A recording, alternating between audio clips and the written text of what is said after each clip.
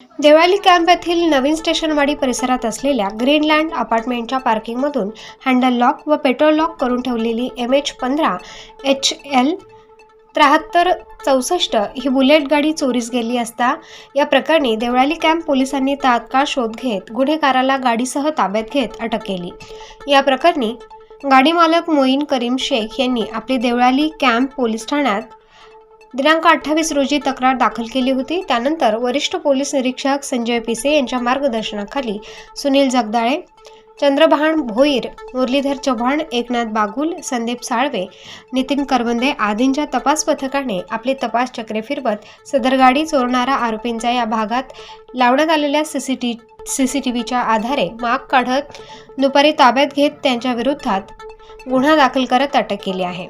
2024 रोजी रविवारचा बाजार असो देवळाली कॅम्पमध्ये, त्या दरम्यान एक बुलेट चोरी गेली होती आणि ती बुलेट चोरीमधील जो आरोपी आहे, आपण 24 तासाच्या आतमध्ये त्याला ट्रेस करून आज अटक करत आहोत।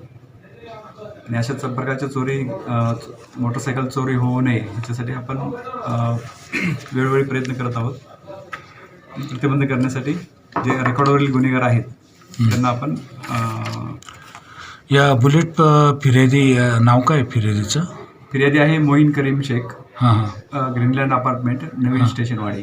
आणि आरोपी आहे सुमित भरत गोडसे, तो नागजिरा नाल्याजवळ लॅम्ब रोड गोडसेमाळा येथे राहणार आहे। त्याच्याकडून ही मोटरसायकल आपण जप्त केलेली आहे आज। यापूर्वी सोसायटी, बँक, रोड्स, व्यापारी दुकाने यांना आपण CCTV लावण्यासाठी सूचना दिलेल्या होत्या। त्याप्रमाणे बऱ्यापैकी सर्व ठिकाणी CCTV लावण्यात आलेले आहेत।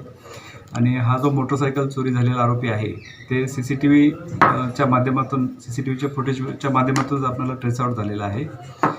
त्याच्यामुळं हे CCTV लावल्यानंतर जे गुन्हेगारी आहेत, चेन स्नॅचिंग असेल, मोटरसायकल चोरी असेल, ह्याच्यामुळे निश्चितच प्रतिबंध बसलेला आहे।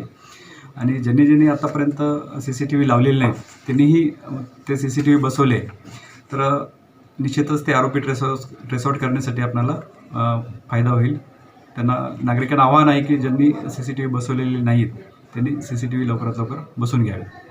स्टार न्यूज करता bureau chief Dnyaneshwar More, Nashik road, Nashik.